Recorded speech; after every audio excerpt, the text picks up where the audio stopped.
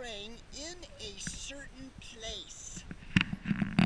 As he ceased, one of his taught ones said to him, "Master, teach us to pray," as Yahuchanon also taught his taught ones. And he said to them, "When you pray, say, 'Our Father, who is in heaven, Kadosh is your name. Let your name be set apart, and let your reign come.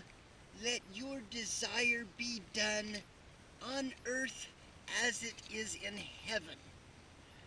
Give us day by day our daily bread, and forgive us our sins as we also forgive those who is indebted to us.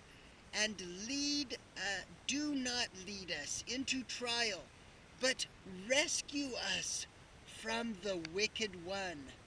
And he said to them, "Which of you shall have a friend, and go to him at midnight and say to him, 'Friend, lend me 3 loaves. Since a friend of mine has come to me, and on his journey, and I do not have food to set before him.' Then the one inside answers, saying, 'Do not be troubled, the door is already locked, and my children with me are in bed, and I am unable to get up and give to you. I say to you, if he does not get up and give to him, because he is his friend, he shall get up and give him as many as he needs because of his persistence. And I say to you, ask, and it shall be given to you. Seek, and you shall find. Knock, and it shall be opened to you. For everyone asking receives, and he who is seeking finds, and to him who is knocking it shall be opened. And to what father among you whose son asks for bread shall give him a stone? Or if he asks for a fish, shall give him a snake instead of a fish? Or if he asks for an egg, shall he give him a scorpion? If then, being wicked,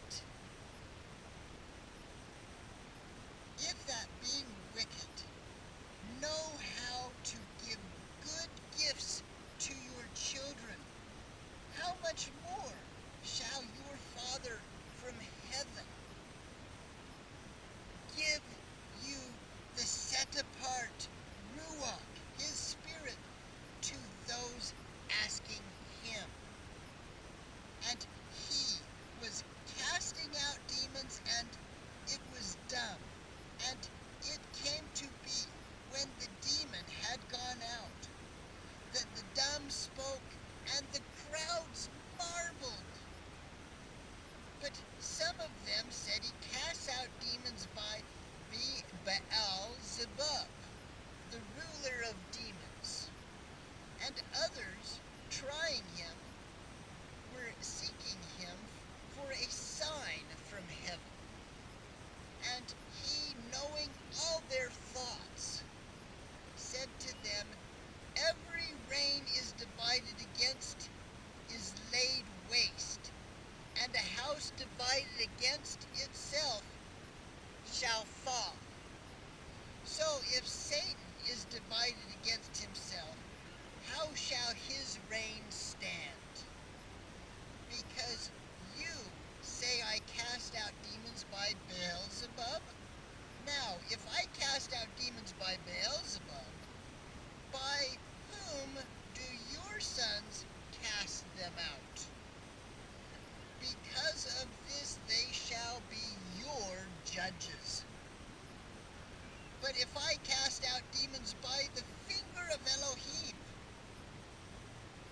when the reign of Elohim has come upon you. When a strong man, having been well armed, watches over his own court, his possessions are in peace. But when a stronger than he comes upon him and overcomes him, he takes from him all his armor in which he trusted, and divides his booty, the spoils. And then it says this, chapter 11 in the book of Luke 23. He who is not with me is against me, and he who does not gather with me scatters. When the unclean spirit goes out of a man, he goes through dry places seeking rest, and finding none, he says, I shall return to my house from where I came. And when he comes, he finds it swept and decorated. Then he goes and takes with him 7 other spirits more wicked than himself, and they enter and dwell there. And the last state of that man becomes worse than the first. And it came to be, as he was saying this, a certain woman from the crowd raised her voice and said to him, Baruch, blessed is the womb that bore you, and the breasts which you sucked. But he said, blessed rather are those hearing the word of Elohim and watching over it. And while the crowds were thronging, he began to say, this generation is wicked. It seeks a sign, and no sign shall be given it except the sign of Yonah, the prophet. For as Yonah became a sign to witnesses, to the Ninevites, so also the son of Adam to this generation.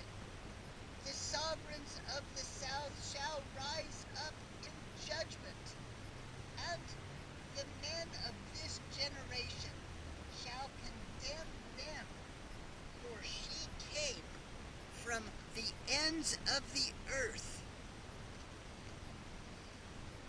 Here is the wisdom of Shalomah, and look, a greater than Shalomah is here. The men of Niyneveh shall rise up in judgment with this generation and condemn it. For they repented at the preaching of Yonah, and look, a greater than Yonah is here. And no one, when he has lit his lamp, puts it hidden under a basket, but on a lampstand. But those who come shall see the light. The lamp of the body is the eye. Therefore, when the eye is good, all your body is enlightened. But when your eye is evil, your body is also darkened. So that it, therefore, that the light which is in you is not darkness.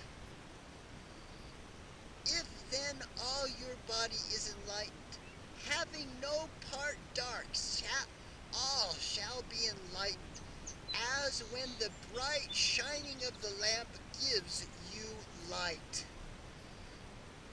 And as he spoke, a certain Pharisee asked him to dine with him.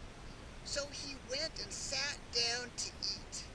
And when the Pharisee saw it, he marveled that he did not first wash for dinner.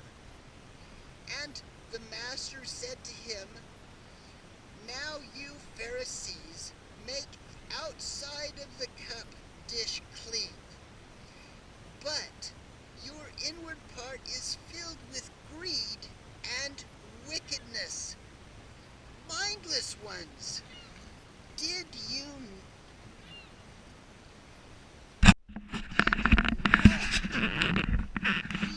made the outside, make the inside also. But give in kindness, give in kindness, of which within you see, all are clean to you. But woe to the Pharisees, because you tithe the mint and the rue and every plant, and pass by the right ruling, and have the love of Elohiym. These you have done without leaving the others undone. Woe to you Pharisees, because you love the best seats in the congregations and the greetings in the marketplaces. Woe to you scribes and Pharisees, hypocrites, because you are like the unseen tombs, and men walking over them do not know. And one of these learned in Torah, answering him, saying, Teacher, when you say this, you insult us too. He said, woe to you also. You learned in the Torah, because you load men with burdens hard to bear, and you yourselves do not touch the burdens with which one of your fingers. Woe to you, because you build the tombs of the prophets, and your fathers killed them. So you bear witness that you approve of the works of your fathers, because they indeed killed them, and you build their tombs. And because of this, the wisdom of Elohim said, I shall send them prophets and emissaries, and some of them they shall kill and persecute.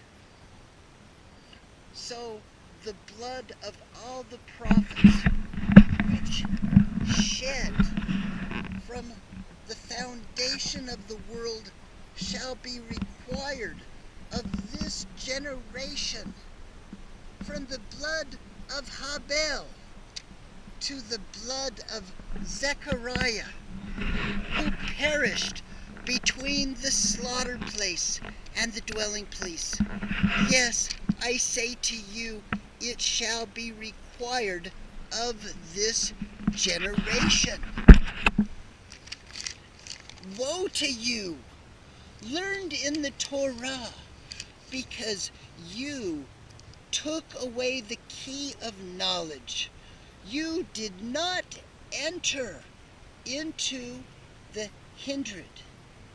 And as he was saying this to them, the scribes and the Pharisees began to oppose him fiercely, and to draw him out on many subjects, watching him, seeking to catch him in whatever he says, as to accuse him. Why did they try to accuse him? He was the Messiah. Their righteous works of self-righteousness paled in comparison of the true righteousness, Tzedak, of the Messiah, Yahshua. These men seeked to kill him, and he was our atoning sacrifice, YHWHY. I thank you for joining us.